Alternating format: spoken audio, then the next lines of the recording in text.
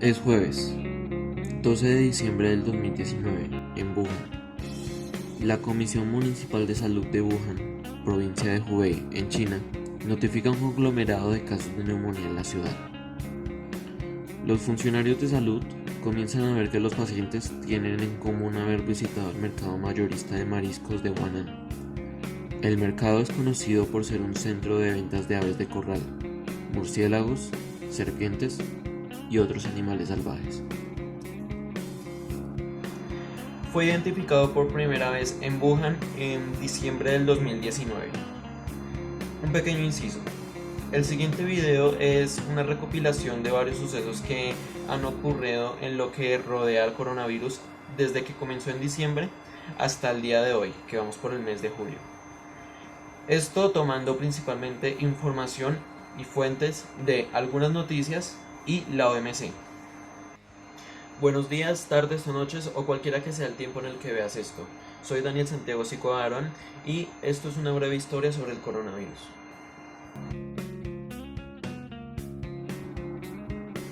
Lunes 30 de diciembre del 2019. Li Wenliang, un oftalmólogo de Wuhan de 34 años, publicó un mensaje en un grupo de web chat alertando a otros médicos sobre una nueva enfermedad por coronavirus en un hospital a finales de diciembre. Él escribe que 7 pacientes tienen síntomas similares al SARS y están en cuarentena en este momento. Li pide a sus amigos que informen a sus familias y aconseja a sus colegas que usen equipo de protección. Martes 31 de diciembre del 2019. La policía de Wuhan anuncia que están investigando a 8 personas por difundir rumores sobre un nuevo brote de enfermedades infecciosas. La Comisión Municipal de Salud de Wuhan informa sobre 27 pacientes con neumonía viral y un historial de exposición al mercado mayorista de mariscos de Huanan. 7 pacientes están gravemente enfermos. La principal manifestación clínica de los casos fue fiebre. Algunos pacientes tuvieron dificultad para respirar y las radiografías de tórax mostraron lesiones infiltrativas pulmonares bilaterales. El informe dice que la enfermedad es prevenible y controlable. La OMS se mantiene ocupada.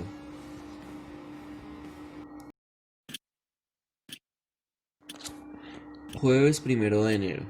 El mercado mayorista de mariscos Huanan está cerrado. La OMC establece el correspondiente equipo de apoyo a la gestión de incidentes a los otros niveles de la organización, la sede, las redes regionales y los países, y pone así la organización en estado de emergencia para abordar al brote. Viernes 3 de enero. Li Wenliang es convocado a una oficina local de seguridad pública en Wuhan por, entre comillas, difundir rumores falsos. Se vio obligado a firmar un documento en el que admite haber hecho comentarios falsos y haber alterado el orden público. Li firma una declaración acordando no discutir más la enfermedad. 4 de enero del 2020. La OMC en las redes sociales informa sobre la existencia de un conglomerado de casos de neumonía. Mas sin embargo, en Wuhan, provincia de Hubei, no se reportan todavía fallecidos debido a esta neumonía. Domingo 5 de enero. La OMC publica su primer parte sobre brotes epidémicos relativo al nuevo virus. Una publicación técnica de referencia para la comunidad mundial de investigación y la salud pública y los medios de comunicación. El parte contiene una evaluación del riesgo y una serie de recomendaciones, así como la información proporcionada por China a la organización sobre la situación de los pacientes y la respuesta de salud pública ante el conglomerado de casos de neumonía en Wuhan. Martes 7 de enero. Las autoridades chinas anuncian que han identificado un nuevo coronavirus COVID de pacientes en Wuhan. Esto fue publicado previamente 7 días después. Los coronavirus son un grupo de virus que causa enfermedades en mamíferos y aves. Los coronavirus más comunes son los siguientes: el HCOV229E, el NL63, el OC43 y el Q1. Circulan continuamente en la población humana, causan resfriados y a veces se asocia con la fiebre y también dolor de la garganta. principalmente en invierno y en los principios de la primavera. 10 de enero del 2020. Tomando como base la experiencia con el SARS y el MERS, así como las vías de transmisión conocidas de los virus respiratorios, se publican orientaciones sobre la prevención y el control de infecciones destinadas a proteger a los profesionales sanitarios. El domingo 12 de enero, la secuencia genética del nuevo coronavirus llega a las manos de la OMC. Varios laboratorios en diferentes partes del mundo empiezan a producir pruebas de diagnóstico de PCR específicas. El gobierno chino dice que todavía no hay evidencia clara de que sea muy fácil la transmisión de persona a persona al toser. Tailandia informa del primer caso de coronavirus fuera de China. Fue por una mujer que había llegado hace poco de Wuhan. Lunes 20 de enero. China informa 3 muertes y más de 200 infecciones. Ahora también se diagnostican casos fuera de la provincia de Hubei, Beijing, Shanghái y Shenzhen. Los países asiáticos comienzan a introducir evaluaciones obligatorias en los aeropuertos de todas las llegadas aéreas de alto riesgo de China. Viernes 24 de enero. Se ha diagnosticado al menos 830 casos en 9 países. China, Japón, Tailandia, Corea del Sur, Singapur, Vietnam, Taiwán, Nepal y los Estados Unidos. Sábado 25 de enero. El gobierno chino impone restricciones de viaje en más ciudades de Hubei. El número de personas afectadas por las medidas de cuarentena asciende a 56 millones. Hong Kong declara una emergencia, se cancelan las celebraciones del Año Nuevo y se restringen los enlaces en China continental. Jueves 30 de enero. La OMS declara que el coronavirus es una emergencia global. Mientras tanto, China notifica 7.711 casos y más de 170 muertes. El virus ahora se ha extendido a todas las provincias de China. Viernes 31 de enero. Expertos de la oficina de la OMS en China y la Oficina Regional para el Pacífico Occidental efectúan una breve visita sobre el terreno a Wuhan. El domingo 2 de febrero, la primera muerte fuera de China de un hombre de Wuhan se informó en Filipinas. 2 días más tarde, se comprobaría un caso similar en Hong Kong. El 3 de febrero, la OMS publica el Plan Estratégico de Preparación y Respuesta de la Comunidad Internacional con el fin de proteger a países con sistemas de salud que sean muy frágiles o necesiten de ayuda. Jueves 6 de febrero. Muere Li Wenliang, quien fue castigado por intentar dar la alarma sobre el coronavirus. Su muerte provoca una explosión de ira, dolor y demandas de la libertad de expresión. Viernes 7 de febrero. Hong Kong introduce penas de prisión a cualquiera que viole o se salte las reglas de la cuarentena. Martes 11 de febrero.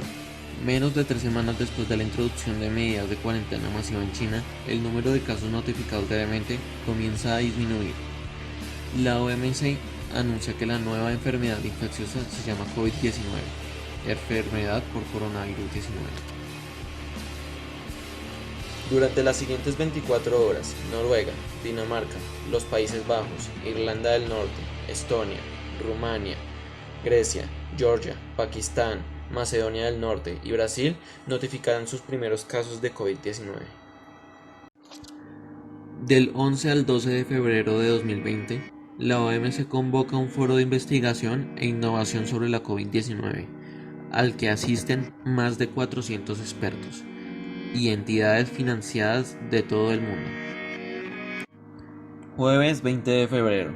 Un paciente de 30 años ingresado en la unidad de cuidados intensivos de la UIC dio positivo por SARS-CoV-2.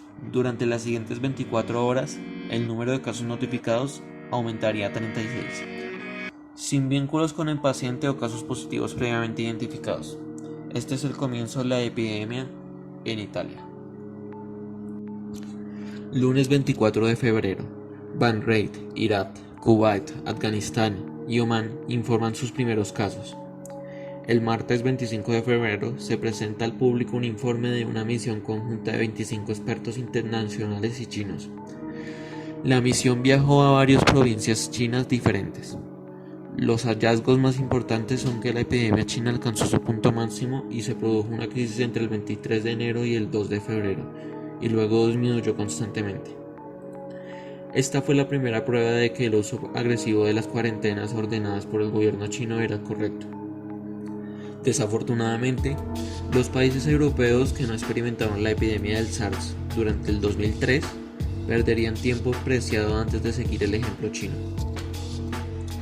Y durante los siguientes 10 días serán notificados casos de coronavirus en los siguientes países: Japón, Nepal, Singapur, Malasia, Taiwán y Corea del Sur. Miércoles 26 de febrero. Un presidente, temiendo sus posibilidades de ser reelegido, minimiza la amenaza de la pandemia de coronavirus y dice: noticias falsas de bajas calificaciones. Están haciendo todo lo posible para que el coronavirus se vea como lo peor posible. Viernes 28 de febrero. Un vistazo rápido a los casos europeos diagnosticados fuera de Italia del 24 al 27 de febrero revela que 31 de 54 personas, o sea, el 57%, habían viajado recientemente al norte de Italia. Los epidemiólogos se dan cuenta inmediatamente de que se está formando una situación inusual e informan al gobierno de Italia. Martes 3 de marzo. El gobierno de España ordena cancelar los congresos o cursos que impliquen a profesionales sanitarios. Sábado 7 de marzo. Los datos oficiales muestran que las exportaciones de China cayeron un 17,2% en los primeros 2 meses del año. Domingo 8 de marzo. El gobierno italiano, liderado por el primer ministro Giuseppe Conte, merece reconocimiento por instaurar el primer confinamiento europeo, solo 2 semanas y media después de que se detectara el primer caso autóctono en Italia de COVID-19. En primer lugar, se imponen estrictas medidas de cuarentena a 16 millones de personas en el estado de Lombardía y otras 14 zonas del norte. 2 días más tarde, Conte extendería estas medidas a todo el país de 60 millones de personas, declarando el territorio italiano como una zona de seguridad. A todas las personas se les dice que se queden en casa, a menos de que se necesiten salir por razones laborales o familiares válidas. Las escuelas están cerradas. En diversas ciudades españolas se celebran manifestaciones por el día del 8 de marzo. En España y Argentina, las marchas están siendo masivas. En otros países la movilización avanza, aunque sin la misma intensidad, y en muchos no hay actividad relevante. Miércoles 11 de marzo. La OMS declara que el brote de coronavirus es una pandemia. Todas las escuelas en Madrid y sus alrededores, desde jardines de infancia hasta universidades, están cerradas y estarán cerradas durante 2 semanas. Jueves 12 de marzo. Italia cierra todas las tiendas excepto supermercados y farmacias. En España, 70.000 personas en Igualada, región de Barcelona, y en otros 3 municipios están en cuarentena durante al menos 14 días. Viernes 13 de marzo. El primer ministro de un antiguo país de la UE introduce la noción de la inmunidad colectiva como una solución a los repetidos episodios futuros de epidemias de coronavirus. El tratamiento de choquear es aceptar que el 60% de la población contrae el virus, desarrollando así una inmunidad colectiva y evitando futuras epidemias de coronavirus. Las cifras son nefastas. Con un poco más de 66 millones de habitantes, unos 40 millones de personas se infectarían, 4 a 6 millones se enfermaría gravemente y 2 millones requeriría de cuidados intensivos.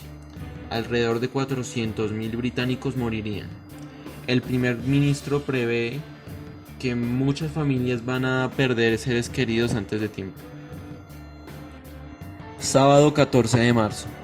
El gobierno de España pone a todo el país en confinamiento, diciéndole a todas las personas que se queden en casa. Las excepciones incluyen la compra de alimentos o suministros médicos, ir al hospital, al trabajo u otras emergencias. Martes 17 de marzo. 7 millones de personas en el área de la bahía de San Francisco reciben instrucciones de refugiarse en el lugar y se les prohíbe salir de sus hogares, excepto para actividades esenciales, comprar alimentos, medicamentos y otras necesidades. Jueves 19 de marzo. Por primera vez desde el comienzo del brote de coronavirus, no ha habido nuevos casos en Wuhan y en la provincia de Hubei. El gobernador californiano Gavin Newsom ordena a toda la población de California, 40 millones de personas, que se queden en casa. Los residentes solo pueden abandonar sus hogares para satisfacer las necesidades básicas como comprar alimentos, ir a la farmacia o al médico, visitar a familiares o hacer ejercicio. Viernes 20 de marzo. Italia notifica 6.000 casos nuevos y 627 muertes en 24 horas. En España, el encierro debido al coronavirus redujo la delincuencia en un 50%. Lunes 23 de marzo. Por fin el Reino Unido establece medidas de contención, aunque son consideradas tardías por muchos expertos. Son menos estrictas que las de Italia, España, Francia, y la canciller alemana Angela Merkel decide ponerse en cuarentena después de entrar en contacto con una persona que dio positivo por coronavirus. Jueves 26 de marzo. Estados Unidos es ahora el país con el mayor número de casos conocidos de coronavirus en el mundo. Por temor a reactivar la pandemia, China prohíbe que la mayoría de los extranjeros ingresen del país. Domingo 29 de marzo. The Guardian publica un artículo que sugiere que aquellos líderes estadounidenses que niegan la gravedad de la pandemia podrían tener las manos manchadas de sangre. La falta de acción contra la pandemia de SARS-CoV-2 es el peor error cognitivo en la historia de Estados Unidos. Martes 31 de marzo. En su búsqueda desesperada y contra el reloj por conseguir material sanitario para hacer frente al coronavirus, España compró 68.000 test de detención rápida contra el COVID-19, que resultaron ser defectuosos. La noticia despertó críticas y reproches, pero España no ha sido el único país en recibir material no apto para combatir el virus. Holanda, Bélgica, Turquía, República Checa, Ucrania o Alemania son otros de los países que han sufrido también el revés. La mayor parte de las compras fue de mascarillas a empresas chinas. Miércoles 1 de abril. El jefe de las Naciones Unidas advierte que la pandemia de coronavirus presenta la peor crisis del mundo desde la Segunda Guerra Mundial. La misión de la OMS en China emite una declaración en la que se ha demostrado la transmisión entre seres humanos en Wuhan. Sin embargo, esta investigación todavía está en juego, ya que aún ha de estudiarse la magnitud de esta transmisión. Jueves 2 de abril. En todo el mundo se notifican más de 1 millón de casos. El número verdadero es probablemente mucho más alto. Los periódicos europeos publican artículos sobre por qué Alemania tiene tan pocas muertes por COVID-19. La OMS presenta los datos probatorios de la transmisión de personas sintomáticas, presintomáticas y asintomáticas, y señala que la transmisión puede darse a partir de un caso presintomático, es decir, antes de la aparición de síntomas. Viernes 3 de abril. Algunos economistas advierten que el desempleo podría superar los niveles alcanzados durante la Gran Depresión en la década de los años 30. La buena noticia es que casi todos los gobiernos priorizan salvar decenas o cientos de miles de vidas frente a evitar una recesión económica vacía. Sábado 4 de abril. La OMS informa que ya se han confirmado más de 1 millón de casos de COVID-19. Es decir, el número de casos se ha multiplicado por 10 en menos de un mes. El 6 de abril, la OMS actualiza sus recomendaciones sobre el uso de la mascarilla. De igual forma, actualiza también instrucciones sobre en qué casos es necesario usar la mascarilla. Y también otras instrucciones sobre qué otros recursos sobre la salud se pueden llevar a cabo para evitar algún contagio. Sábado 11 de abril. Más de 400 de 700 centros de atención a lo largo de la plaza en la gran región de París, población de 10 millones, tienen casos de COVID-19. En Italia, 110 médicos y otros 30 trabajadores hospitalarios murieron a causa de COVID-19. La mitad de ellos, enfermeras. La OMS publica un borrador en el que presenta el panorama de las vacunas y algunas candidatas que podrían utilizarse contra el virus que genera el COVID-19. Sin embargo, estas todavía no están en estudios y requieren todavía de experimentación. 11 de abril. La OMS publica una declaración suscrita por 130 científicos, donantes y fabricantes de todo el mundo en la que se comprometen a trabajar con la OMC para así acelerar el desarrollo de una vacuna contra el COVID-19. Lunes 14 de abril. Austria es el primer país europeo en relajar las medidas de confinamiento.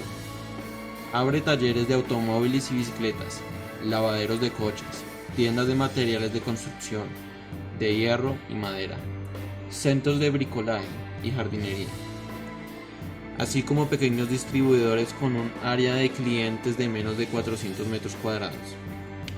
Estas tiendas deben asegurarse de que solo haya un cliente por cada 20 metros cuadrados. Viernes 17 de abril. Luis Ignacio Lula da Silva, el expresidente brasileño, dice que el actual presidente está llevando a Brasil al matadero con su manejo irresponsable del coronavirus. En una entrevista con The Guardian, Lula dice que el líder troglodita de Brasil corre el riesgo de repetir las escenas devastadoras que se desarrollaron en Ecuador, donde las familias tienen que tirar los cadáveres de sus seres queridos en las calles. Domingo 19 de abril. Junto con otras 14 organizaciones humanitarias, la OMS emite un llamamiento a la comunidad de donantes para que brinden apoyo urgente al sistema mundial de suministros de emergencia, con el fin de combatir el COVID-19. Sábado 25 de abril. El gobierno de España cambia los criterios para contabilizar el número de infectados. A partir de ahora se cuentan exclusivamente las personas que han tenido síntomas y únicamente las diagnosticadas por PCR. 4 de mayo de 2020. El director general interviene ante los mandatorios de 40 países de todo el mundo en un acto sobre promesas de contribuciones para la respuesta mundial contra el COVID-19, auspiciado por la Comisión Europea. 5 de mayo del 2020. La OMS lanza el portal de suministros para la COVID-19, una herramienta creada especialmente para facilitar y consolidar la presentación de solicitudes de suministro por parte de las autoridades nacionales y todas las asociaciones en la ejecución en apoyo de los planes nacionales de acción contra el COVID-19. 7 de mayo del 2020. Las Naciones Unidas representan una actualización del Plan de Respuesta Humanitaria Mundial por un monto de 6.700 millones para minimizar los efectos más debilitantes de la pandemia en 63 países, de ingreso bajo y medio. 10 de mayo del 2020. A partir de las orientaciones anteriores sobre la investigación de los casos y los conglomerados, la OMS publica las orientaciones provisionales sobre el rastreo de contactos. 10 a 14 de mayo del 2020. Dado que los Estados miembros se enfrentan a diferentes escenarios de transmisión, la OMS publica 4 anexos a las consideraciones para ajustar las medidas sociales y de salud pública en lugar de trabajo, las escuelas y las concentraciones multitudinarias, así como los criterios de salud pública para ajustar esas medidas. El 13 de mayo de 2020, diseñada con el objetivo de facilitar información a los trabajadores de la salud para ayudarles a atender a los pacientes con COVID-19 y a protegerse a sí mismos, se presenta la aplicación WOKIME, junto con la aplicación WOINFO para el público general, sobre todo para aquellos trabajadores de la salud que necesitan indicaciones para tratar con el virus. 14 de mayo del 2020. La OMS publica un documento de apoyo en el que se aconseja a los países que incorporen un enfoque de género a sus respuestas a la COVID-19 con el fin de asegurarse de que las políticas y medidas de salud pública para frenar la epidemia tengan en cuenta el género y la forma en que se interactúa con otras desigualdades. El 15 de mayo la OMS decide publicar un informe científico sobre el síndrome inflamatorio multicétnico que afecta a niños y adolescentes y que se ha comprobado y estudiado que tiene correlación con el COVID-19. 29 de mayo del 2020. Un total de 30 países y múltiples asociados e instituciones internacionales ponen en marcha la iniciativa de ascenso mancomunado a tecnología contra la COVID-19, el CEPAT, que tiene por objetivo lograr que las vacunas, las pruebas, los tratamientos y otras tecnologías sanitarias relacionadas con la lucha contra el COVID-19 estén al alcance de todos. El CETAP es de carácter voluntario y se basa en la solidaridad social. 2 de junio del 2020. El director ejecutivo del Programa de Emergencias Sanitarias de la OMS pronunció un discurso en la conferencia de alto nivel sobre promesas de contribuciones para el Yemen, organizada para apoyar la respuesta humanitaria y aliviar el sufrimiento en el país. El director ejecutivo afirma que la COVID-19 supone una gran carga para el sistema de salud yemení, que ya estaba al borde del colapso y que es necesaria una ampliación masiva de nuestras operaciones sanitarias tanto en la esfera del COVID-19 como en otros ámbitos. A pesar de los considerables esfuerzos de la OMS y sus asociaciones.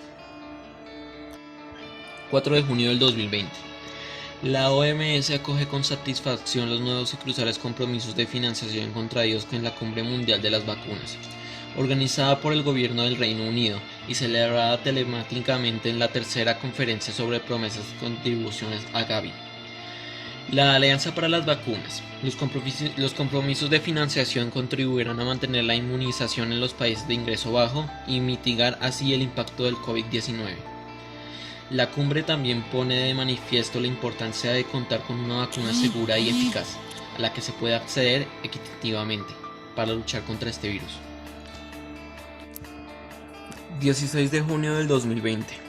La OMS acoge con satisfacción los resultados iniciales de un ensayo clínico realizado en el Reino Unido, que indica que la dexametasona, un clorestiroide, puede salvar la vida de pacientes de COVID-19 en estado crítico. La noticia surge a raíz del Foro Mundial de Investigación e Innovación, que se celebró en Ginebra a mediados de febrero para celebrar el desarrollo de tecnologías sanitarias contra el COVID-19. En el foro se había destacado como prioridad la profundización de las investigaciones sobre el uso de esteroides. 17 de junio del 2020. La OMS anuncia la interrupción del grupo de tratamientos con hidroxicloroquina del ensayo Solidaridad, con el que se pretende encontrar un tratamiento eficaz contra la COVID-19. La decisión se basa en datos probatorios, aleatorizados a gran escala obtenidos en el ensayo clínico Solidaridad, Discovery y Recovery, así como una revisión de datos de otras fuentes públicas sobre este fármaco, que muestran que no se reduce la mortalidad en los pacientes hospitalizados por COVID-19. Una investigación del Imperial College en Londres hace énfasis en la escala de devastación que podría traerle a la población global y se estima que se podría llegar a la cifra de 7.000 millones de infectados y alrededor de 40 millones de muertos, por lo que desde este momento la prioridad es que el virus se expanda lo más lentamente posible. En las últimas semanas se ha demostrado que el COVID-19 no responde al clima, o sea que cuando en el principio se decía que las condiciones frías del invierno favorecían la propagación eran falsas. Esta es igual tanto para verano como para invierno. Julio nos plantea un panorama mucho más alentador que en anteriores meses frente al COVID-19. Hay una vacuna que produjo Oxford y ha demostrado una fuerte respuesta inmune contra la enfermedad, al menos en sus primeros ensayos en humanos. El equipo de la universidad compartió esto en el diario de Meads de Labs. Los resultados de las pruebas de la vacuna desarrollaron resultados que indican que no hay problemas de seguridad para los humanos. Sin embargo, todavía está en el estudio qué tan eficaz es para contraatacar el virus y qué efectos podría traerle a los humanos. Otras noticias de julio comienzan en Brasil, donde pruebas de vacunas de China contra el COVID-19 se han administrado las primeras dosis de la vacuna denominada CoronaVac, desarrollada por el laboratorio chino Sinovac. Empezaron a ser aplicadas a un grupo de profesionales de la salud del Hospital de las Clínicas de San Pablo, el mayor complejo hospitalario público de América Latina. Otra noticia es que Bélgica endureció sus medidas por un repunte del 71% en los casos. La primera ministra bélgica, Sophie Wilders, anunció que desde el miércoles solo se permitirán reuniones de hasta 5 personas en el país.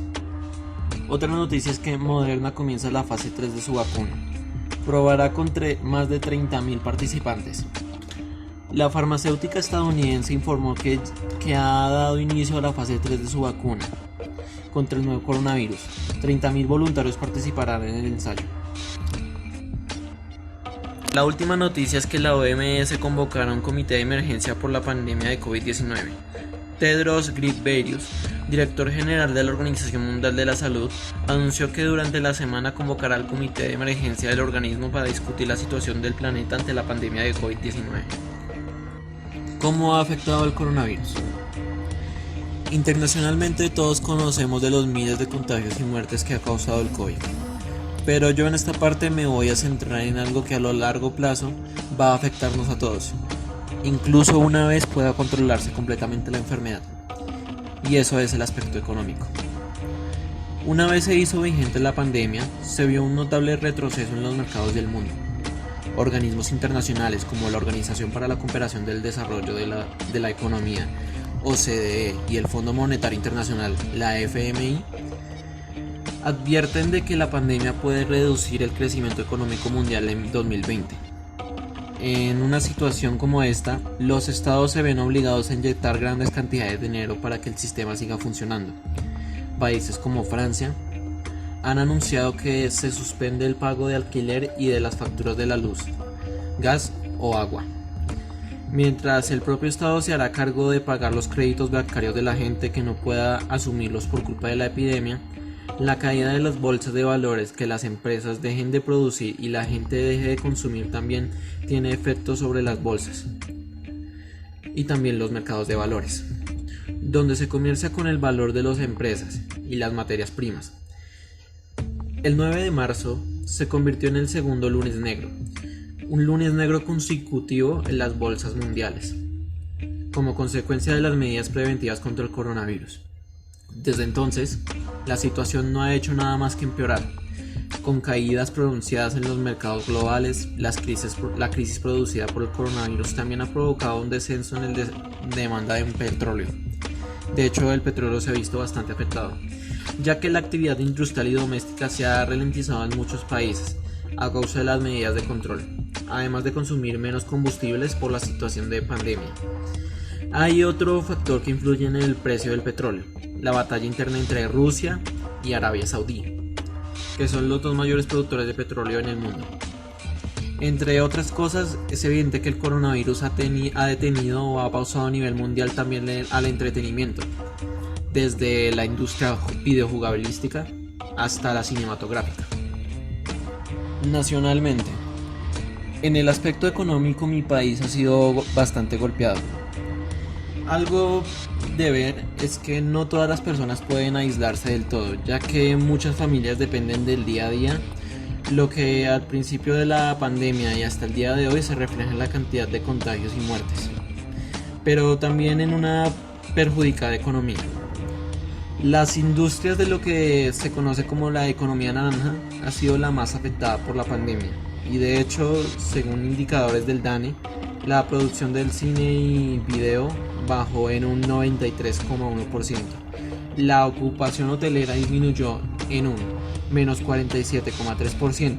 Los bares y los restaurantes bajaron a un menos 55,6% y centros de llamadas crecieron un 10,5%. De forma local, Bogotá es la parte del país que más ha sido impactada por el coronavirus a nivel de casos y decesos. De hecho, hasta la fecha se reportan 86.857 casos confirmados. Han muerto 2.307 personas y se han recuperado 37.916. Y esto aún puede ir variando, ya que se espera que el pico de la pandemia llegue en agosto. Los contagios son propiciados por más que nada la indisciplina a acatar la cuarentena por parte de la ciudadanía, y también esto lo refleja los necesitados que están muchas familias.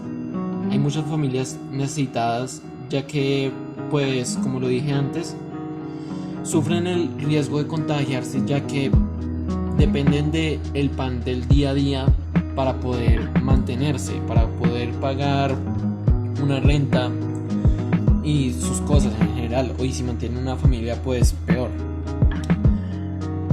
Pero también un punto es que ha habido mucha indisciplina por parte de la ciudadanía y poca conciencia. como por ejemplo lo que sucedió los días sin IVA, que esto llevó a que incluso nuestra alcaldesa Claudia López instaurara otra vez la cuarentena aquí en Bogotá. Una cuarentena general, no una cuarentena solo por municipios, aunque al principio sí fue así, sí se produjo de esta manera. Personalmente, la pandemia me ha tocado mucho. Este es mi último año académico y gran parte de él la he pasado en casa, recibiendo clases virtuales, claro está. Que sí, podemos estar de acuerdo en que el aprendizaje virtual a veces no es práctico y no funciona en varias cosas. Pero también hay que entender que el coronavirus llegó de sorpresa y muchos profesores que siempre estuvieron acostumbrados a las clases presenciales, al igual que nosotros, cambiamos nuestra zona de confort.